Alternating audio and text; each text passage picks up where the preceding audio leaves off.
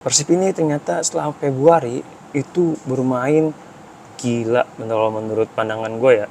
Itu ada 6 pertandingan. Artinya manajemen itu udah senang dengan lolos ke babak 8 besar.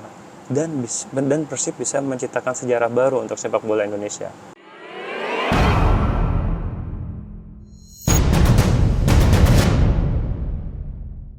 Halo teman-teman Bola Spotter, selamat kenal. Gue Hari, jurnalis dari bolasport.com. Kali ini gue mau ngebahas tentang hasil drawing AFC Challenge League 2, yang dimana AFC baru saja menggelar drawing di Kuala Lumpur, Malaysia, babak 16 besar. Salah satunya adalah Persib Bandung yang lolos ke babak selanjutnya. Tadi drawing diambil dan diundi oleh salah satu legenda kita, mantan pemain timnas Indonesia juga yang pernah menjadi kapten Persib di kompetisi Asia, si Atep. Drawing berjalan dengan lancar, dengan sangat baik, tidak ada masalah.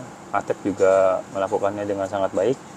Hasilnya cukup sangat membuat jantung hati Boboto tenang, karena Persib bertemunya ini dengan klub Thailand, Ratchaburi FC. Nah, Ratchaburi FC ini merupakan klub Thailand yang bermain di Thai League, kompetisi papan atas di Thailand. Saat ini dia sedang berada di posisi kedua dengan 29 poin, di bawah dari Buriram United yang benar-benar tidak bisa ditempel ketat oleh Ratchaburi. Oke, kita mau ngebahas masalah Ratchaburi. Ratchaburi ini merupakan tim yang skuadnya menurut sumber Transfermarkt itu tidak terlalu mahal-mahal banget, nggak sampai 100 miliar, nggak seperti yang dipunyai oleh Persib. Mereka itu hanya sekitar 95-98 miliar menurut data di Transfermarkt. Lalu juga Ratchaburi ini dilatih oleh salah satu pelatih lokal yang sempat juga menukangi timnas U23 Thailand. Nah, namanya itu kalau nggak salah Worawat Srimaka. Pelatih masih muda tapi berkualitas dan pengalaman di Thailand. Kita ngebahas sedikit perjalanan Ratchaburi sebelum lawan Persib. Nah, Ratchaburi ini meraih 3 kemenangan dan 3 kekalahan di grup babak penyisihan grup F. Lawannya waktu itu ada Gamba Osaka, ada Namdin, ada Eastern. Nah, dari 3 pertandingan itu Ratchaburi kalah 3 kali, menangnya 3 kali juga. Ada momen dimana Ratchaburi itu kalah di kandang lawan Gamba Osaka 0-2. Ya, kita harus akui lah, Gamba Osaka ini level udah di atas ya, klub Jepang. Tapi dalam 2 match kandang Ratchaburi di grup F, dia sukses menang melawan klub dari Eastern dengan skor telak 5-1, dan juga klub dari Vietnam, Namdin, yang dengan skor 2-0. Nah, Ratchaburi ini dalam perjalanan away juga cukup bagus, bisa ngebantai tim Eastern itu dengan skor 7-0. Artinya Persib juga nggak boleh memandang remeh Ratchaburi seperti apa. Ratchaburi itu klub yang mempunyai 9 pemain asing. Salah satunya itu gue menyoroti Denilson Junior. Nah, Denilson Junior ini pemain asal Brazil. Usianya masih aman lah ya, 32 tahun. Tapi dia sudah menjadi top skor di klub tersebut. Nah, bahkan kalau kita lihat catatan, si Denilson ini bahkan saat ini bisa menjadi top skornya di AFC ACL 2 bersama dengan striker dari Lion City Sailor, Anderson Lopez. Lalu ada Brenner dari Namdin. Lalu juga BG Happiness Rovers, ada Tren Buhagiar, dan ya nggak ada lagi ya. Sisanya kurang begitu banyak ya yang bisa mencetak lebih dari banyak gol. Artinya lini belakang Persib juga harus waspada sama Denilson, pemain yang berpengalaman di Liga Jepang dan juga cukup tangguh di klub Thailand. Dan bisa dibilang Denilson ini merupakan pemain termahal yang dipunyai Ratchaburi. Kalau nggak salah harganya sekitar 8 miliar. Sangat-sangat bombastis ya. Aku tadi sempat lihat sedikit ulangannya Ratchaburi untuk menghadapi Persib. Cara permainannya mereka bermain hati-hati dan simple saat lawan Gamba Osaka. Walaupun kalah dengan skor 2-0, itu pun Gamba Osaka harus mencetak gol di babak kedua dan melakukan kesalahan dari blunder dari bek Ratchaburi. Oke, sekarang kita coba ngulang ke balik lagi ke Ratchaburi. Teman-teman, para pecinta sepak bola terutama pendukung Persib, Ratchaburi ini nggak asing buat klub-klub di Indonesia. Salah satunya itu Ratchaburi pernah melawan Persija Jakarta. Waktu itu kalau nggak salah mereka bertemu 2 kali, tahun 2018 di salah satu turnamen internasional di Malaysia.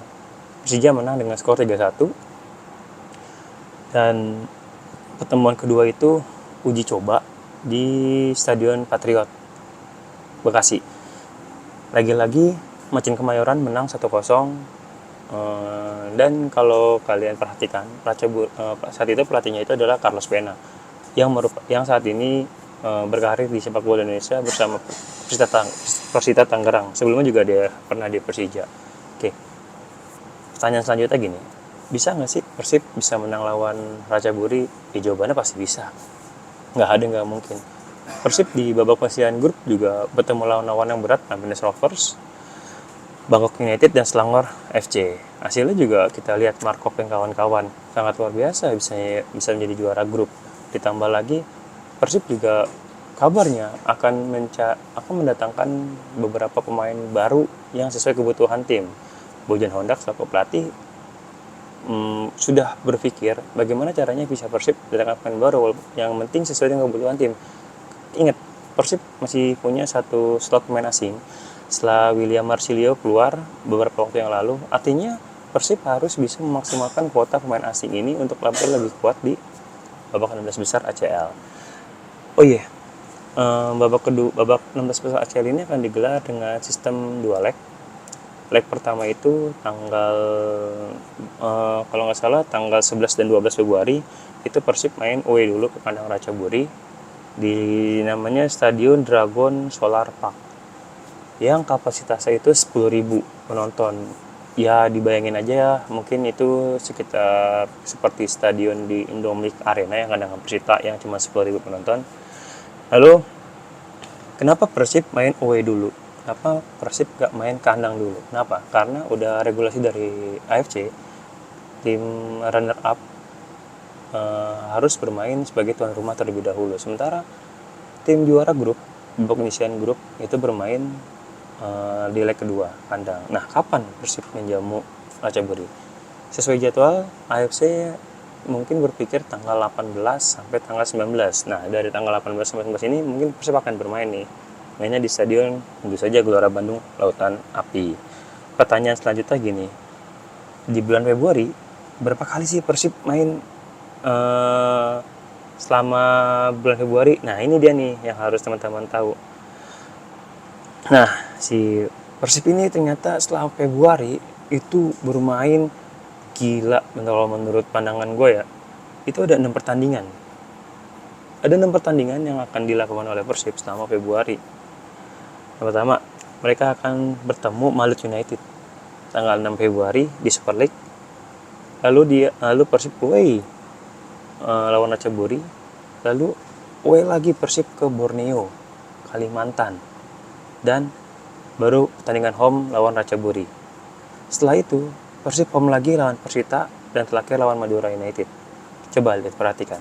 Sebelum lawan Ratchaburi, Persib harus menjalani 2 laga Super League yang berat banget lawan Malut United sama Borneo FC.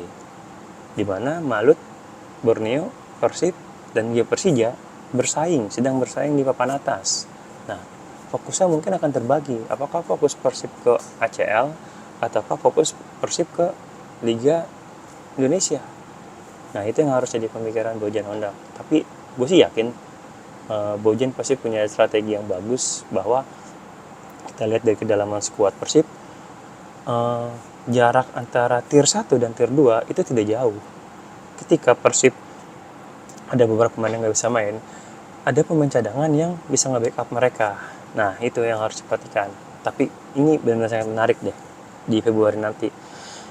Karena satu sisi ini Februari kalau nggak salah udah masuk bulan Ramadan ya. Jadi beberapa pemain Persib harus puasa.